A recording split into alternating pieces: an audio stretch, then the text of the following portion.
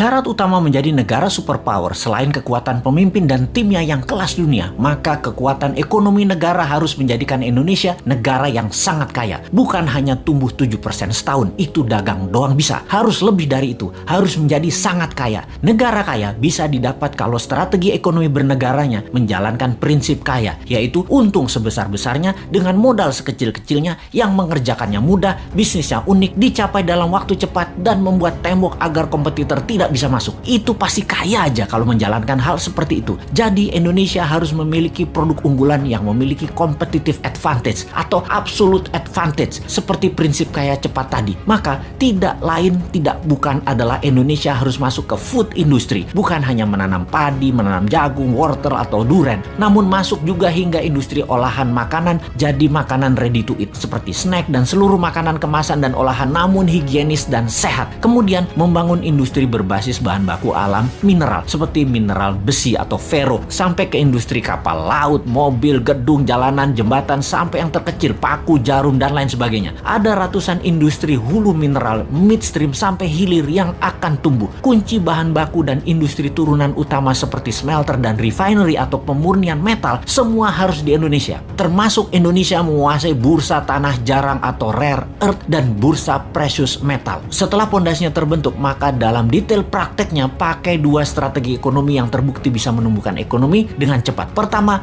bottom up, dari bawah ke atas, di mana kita akan membuat UKM scale up dari 20 juta pengusaha kelas kecil saat ini, 50%-nya dalam waktu 10 tahun menjadi pengusaha kelas menengah, dan 50% kelas menengah tadi menjadi kelas besar dengan pinjaman 0% menggunakan printing money. Yang diutamakan adalah industri serta manufaktur. Yang kedua adalah trickle down, dari atas ke bawah, di mana kita akan membuat 1000 konglomerat baru. Program ini bernama Bossman Boys. Setiap provinsi akan diseleksi mereka yang nasionalis, sudah memiliki pengalaman bisnis minimum 10 tahun, sudah memiliki organisasi dan tim manajemen yang tangguh. Mereka rata-rata akan diberikan standby loan 5 triliun rupiah tanpa bunga yang harus dikembalikan dalam 7 tahun utuh. Seleksinya nasional berdasarkan prestasi, meritokrasi sistem. Yang terpenting karakternya adalah NKRI garis lurus, visioner, agresif, dan terukur. Oligarki mules nih kalau program ini dijalankan. Makanya jangan pilih Mardigu jadi presiden.